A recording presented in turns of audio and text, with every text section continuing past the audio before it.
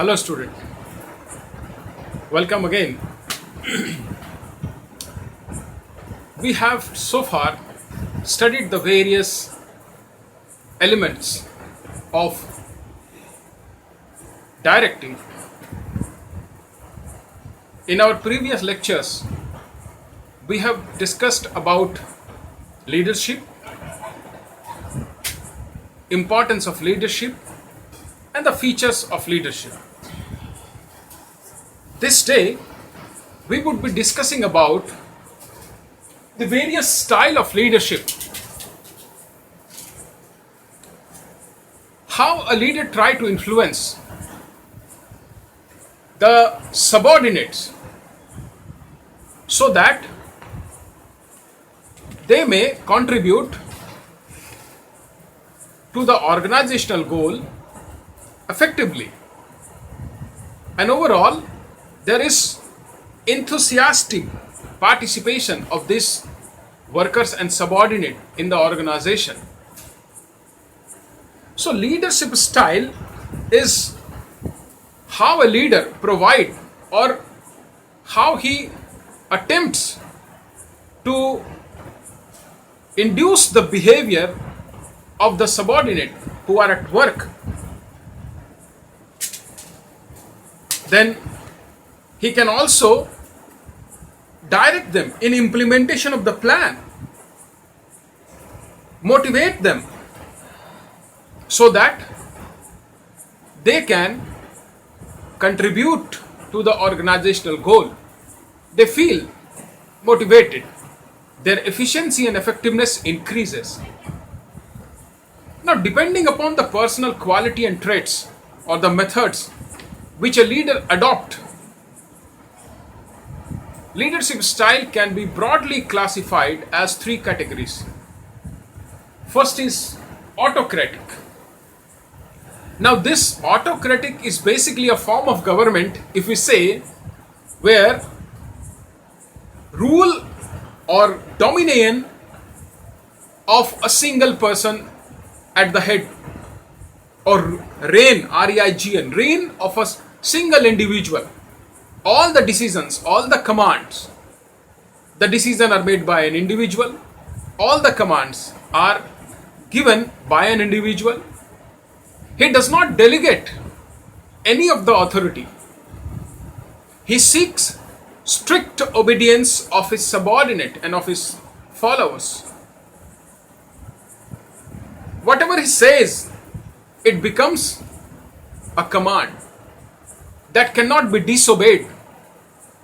Whatever may be the circumstances and whatever may befall, it has to be executed by the subordinates. An autocratic leader does not, at no cost, never ever shares the authority. He never delegates. He has taken all the activities under his reign, under his control. He has the strict control of all the activities, be it decision making or be it carrying the operation. He is a strict disciplinarian. He does not expect any avoidance or shirking of the responsibility that is entrusted. If there is reward, there is punishment. It is just like his command and order is like sanction. You do it or receive the punishment. If you do not do it, you should be ready to get punishment. So it is just like sanction. Now if you analyze it, we have seen autocratic form of leadership. There is a centralized control. Now this centralized control points out that the entire activities is controlled, the entire organization activities are ruled by, dominated by one individual who holds the control of the entire organization, who commands, who does not share the responsibility, who does not share the power, the authority. So autocratic refers to centralization of authority with a single individual. Then there is only one way communication. It's downward. Whatever is communicated, the orders which is being communicated, they are expected to be followed. He does not expect any disobedience. Else there would be a negative consequences or punishment for that. We have also discussed that there is no delegations. He does not delegate any of his authority. So the subordinate over here is that they do not have the opportunity to participate or show their creativity and initiative, take initiation in any of the activities of the organization. If we discuss about the merits of this, what we find is that since he does not consult any of the subordinates, or he has a centralized control of all the activities or all the powers, he takes a quick decision. The decisions are very prompt. No consultation. Then the second merit is that strict work environment. There is a sanction. Sanction means approval. That the command which is given, it has to be in pith and substance, that has to be carried out. There cannot be any deviations, or there would be punishment. So these were the some of the demerit. I am not going into the detail, which I'll discuss in the classroom. Then coming to the demerits. Now since he does not let the other member of the organization to participate, the first is that the subordinate tend to have a very low morale. They are not very motivated. They are not highly enthusiastic. They have a drooping motivation. They do not feel encouraged to work, to cooperate and contribute to achievement of organizational goal.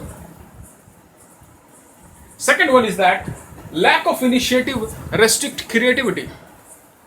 The employees or this type of leadership, under this type of leadership, the employees, they do not get a chance to be very creative. They cannot act of their own. What is being commanded, they have to act as per the orders and instructions. They cannot deviate. They are not supposed to use their own ways, methods, own style of solving the problems. So therefore, the employees, they lack the initiative and do not have much creativity. They are not very creative. Opportunity is not provided to them for being creative. This is all about autocratic management, autocratic leadership. The second style of leadership is democratic. Now we have seen in a democracy that people participate in decision making, in rule making, in governing. So, relating with that, in a democratic style of management, the employees, they are encouraged to participate in various activities of the organization besides decision making. They are given an active role, or rather, there is a deliberation, there is a consultation by the leader and manager when a course of action is determined, when some policies is to be decided, when some decision has to be implemented. The decision is taken by a collective discussion. The manager or the leader does not impose his views. He allows the views and opinions of the employees, of the subordinates, to be considered while acting for the organization. Now therefore, over here what happens, that each of the plan are worked out in detail. There is a detailed plan for every action, and then after detailing it, the action is taken up. No one is held responsible for the outcome. They share the results. All of the employees of the organization under democratic leadership, they share the result. No one blames anybody if the things goes wrong way. And if it goes in the right way, then the credit is shared by all. It is the effort of all, joint effort. It is not the effort of a single individual. So in a democratic or participative management style of leadership, the employees are given opportunities to show their creativity, to give their opinion. They feel very high morale, have a high morale, highly motivated, that they are being considered, their opinion is being taken up in high regard. And the merits, so far the merits of democratic and participative leadership is concerned, first is the work environment under the democratic leadership becomes amicable, very friendly, because he elicits suggestions, the opinions of all the co-workers, and whatever decision is taken at, arrived at, it is after joint discussion. So therefore, the environment is very friendly. The employees, they have no frustration. They feel free to just render their opinion, to acquaint the leader with their opinion, with their feelings. So here we have an amicable work environment, very friendly work environment. The second is merit is that in the employees over here, they feel that they belong to a large group or they work as a group. There is no personal biasness or prejudices. They work as a group, as a whole, as a unit. There is a sense of being united. There is a sense that if something goes wrong, others would help, others would come to rescue. Nobody would be blamed. Rather, it would be a joint effort. So the employees over here, they have a high sense of responsibility and belongingness.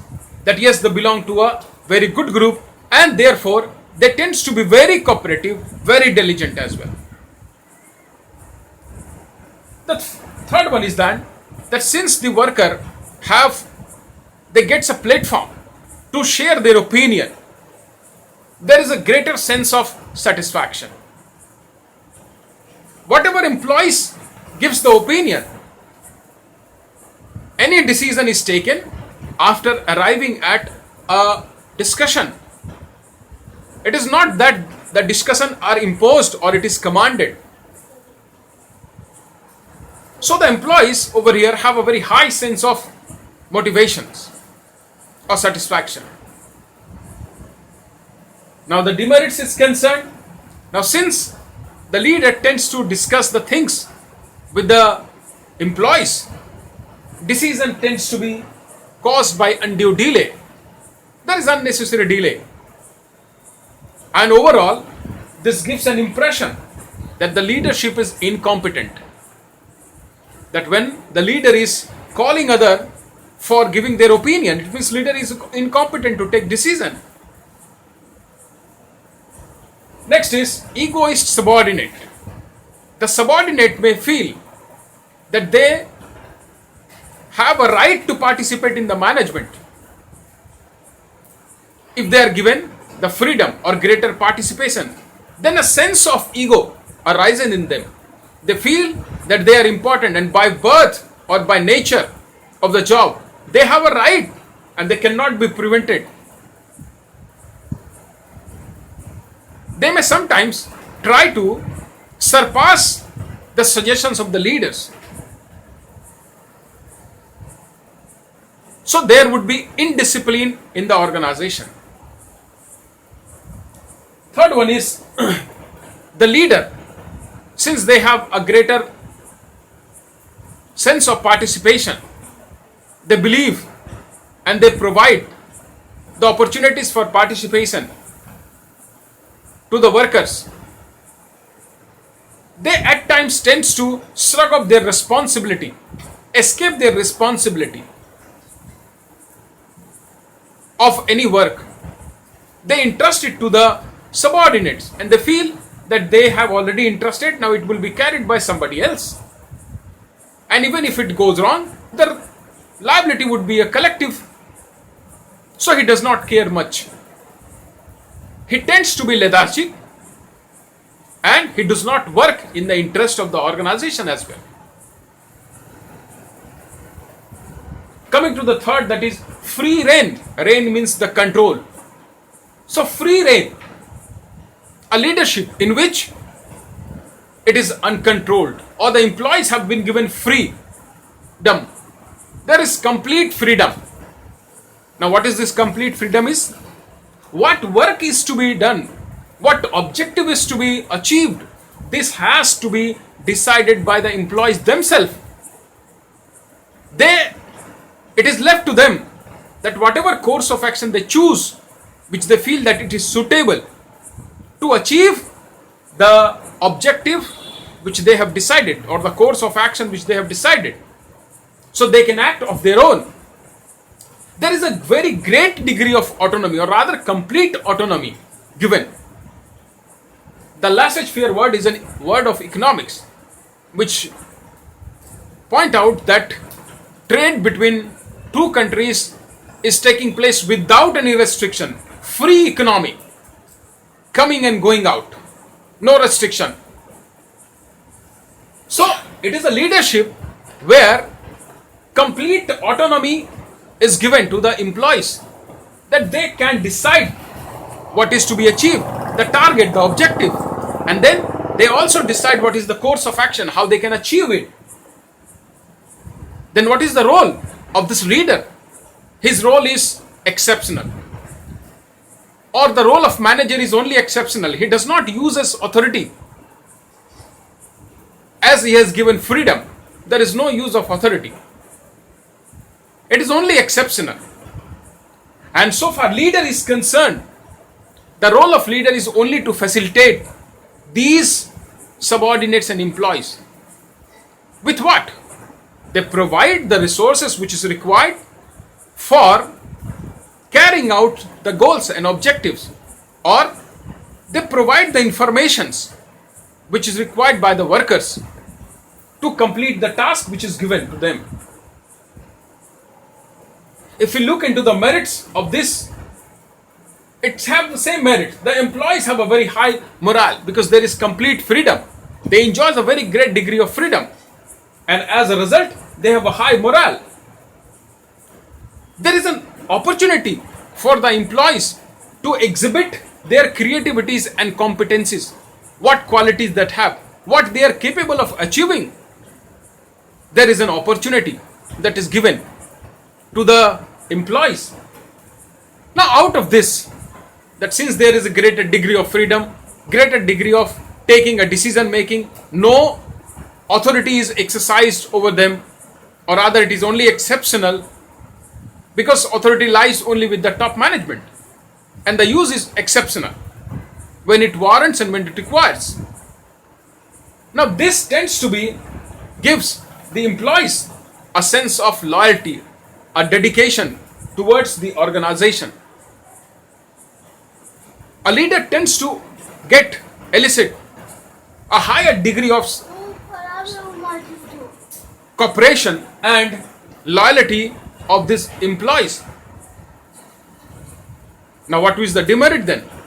The first demerit is that most of the workers or employees, since they are given complete autonomy, there is no control, they tends to always work in their self-interest.